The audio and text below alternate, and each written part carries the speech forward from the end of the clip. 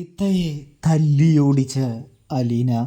അങ്ങനെ പ്രിയ പ്രേക്ഷകരെ, കൂട്ടുകാരെ, മഴതൂര് മുംബൈയിൽ നമുക്ക് കാണാനായിട്ട് കഴിയുന്നതെന്ന് പറഞ്ഞാൽ വളരെ വലിയ സംഭവ വികാസങ്ങൾ തന്നെയാണ്. അലീനയെ ഇറക്കി വിടാനും സ്റ്റാലിനോട് സംസാരിക്കാനുമായിട്ട് നമ്മുടെ റീത്തയും സഹോദരനും കൂടിച്ചേർന്ന് അവരുടെ ബന്ധത്തിൽപ്പെട്ട വികാരി അച്ഛനെ തയ്യാറാക്കുന്നൊരു കാഴ്ചയാണ് കാണാനായിട്ട് കഴിയുക. വികാരി അച്ഛനാണെങ്കിൽ ഞാൻ എന്താ ചെയ്യേണ്ടത്, സ്റ്റാലിനോട് ഞാനിപ്പോൾ എന്താ പറയേണ്ടത് എന്ന് ചോദിക്കുന്നത് കാണാൻ കഴിയുന്നുണ്ട്, സാധിക്കുന്നുണ്ട്.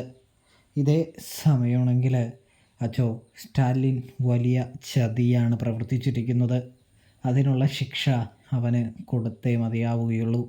അവൻ ഞങ്ങളെ എല്ലാവരെയും കബളിപ്പിക്കുകയും ചതിക്കുകയും ചെയ്തവനാണ് എന്ന് പറയുന്നത് കാണാൻ സാധിക്കും. ഇതേ സമയം നിങ്ങളെ എങ്ങനെ കബളിപ്പിച്ചു, എങ്ങനെ ചതിച്ചു എന്നാ നിങ്ങൾ ഈ പറഞ്ഞു വരുന്നത് എന്ന് ചോദിക്കുമ്പോൾ അച്ഛനെ വിളിച്ചതിൻ്റെ ഉദ്ദേശം തന്നെ എന്താണെന്ന് വെച്ചാൽ സ്റ്റാലി ഒരു മകളെ കൊണ്ടുവന്നിട്ടുണ്ടെന്നും അയാൾക്ക് ഒരു മകളുണ്ടെന്നുമാണ് ഇപ്പോൾ പറയുന്നത് എന്ന് പറയുന്നു. അപ്പോൾ അയാൾ എൻ്റെ പെങ്ങളായ എൽസമ്മയെ പറ്റിക്കുകയായിരുന്നില്ലേ എന്ന് ചോദിക്കുന്നത് കാണാനായിട്ട് കഴിയുന്നുണ്ട്, സാധിക്കുന്നുണ്ട്.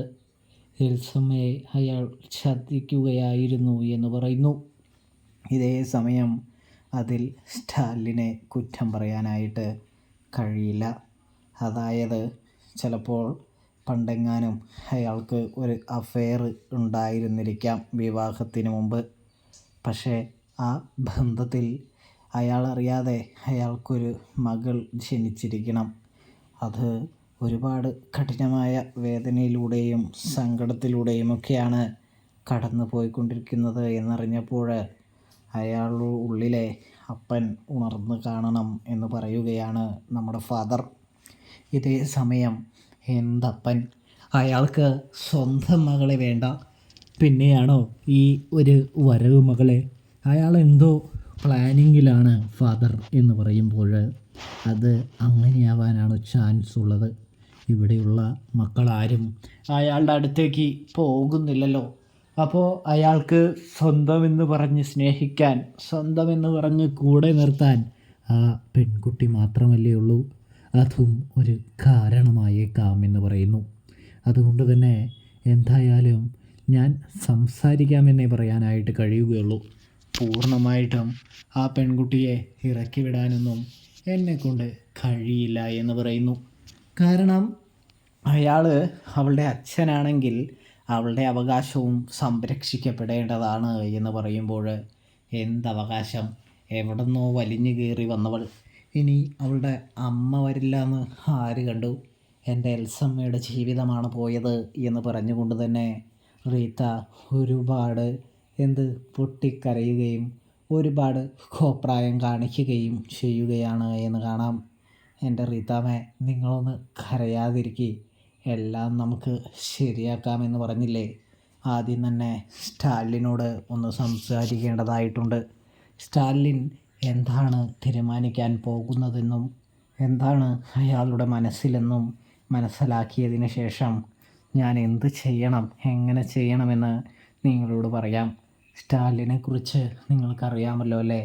ആര് പറഞ്ഞാലും ആര് എന്ത് വിചാരിച്ചാലും അയാൾ അതിനെക്കുറിച്ചൊന്നും ചിന്തിക്കാറൊന്നുമില്ല.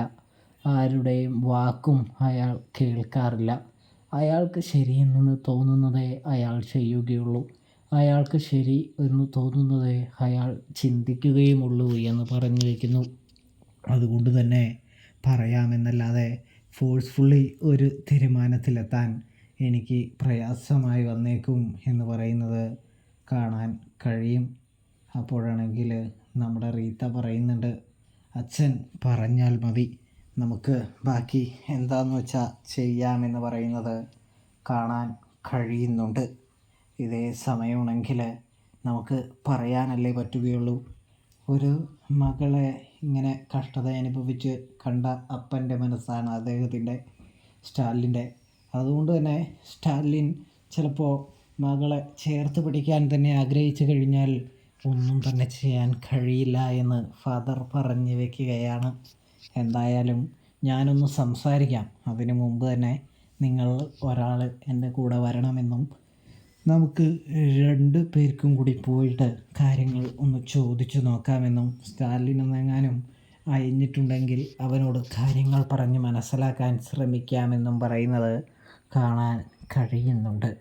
അങ്ങനെ റീത്ത വരാമെന്ന് പറയുകയാണ്. തുടർന്ന് റീത്തയാണെങ്കിൽ നമ്മുടെ അച്ഛൻ്റെ കൂടെ സ്റ്റാലിൻ്റെ അടുത്തേക്ക് പോവുകയാണ്. അവിടെ ചെന്ന് സ്റ്റാലിയോടാണെങ്കിൽ അച്ഛൻ പറയുന്നുണ്ട്, എടാ സ്റ്റാൻലി, നീ ചെയ്തത് തെറ്റാണെന്ന് നിനക്ക് തോന്നുന്നില്ലേ എന്ന് പറയുന്നു. എന്താച്ചോ എൻ്റെ മകളെ എൻ്റെ കൂടെ കൊണ്ട് നിർത്തിയതോ, അതാണോ ഇത്ര വലിയ തെറ്റായിട്ട് അച്ഛന് തോന്നുന്നത് എന്ന് ചോദിക്കുമ്പോൾ, അതല്ലടാ സ്റ്റാൻലി, നീ നിൻ്റെ ഭാര്യയെയും മക്കളെയും ഒക്കെ കുറിച്ച് ആലോചിക്കണമായിരുന്നു നീ ഇത് ചെയ്തപ്പോൾ എന്ന് പറയുമ്പോൾ, അവർക്ക് എന്നെക്കുറിച്ച് വല്ല ആലോചനയുണ്ടോ, അവർ എന്നെക്കുറിച്ച് ചിന്തിക്കുന്നുണ്ടോ എന്ന് സ്റ്റാൻലി തിരിച്ച് ചോദ്യം ചോദിക്കുന്നു. അവർക്ക് തൻ്റെ പണം മാത്രം മതി.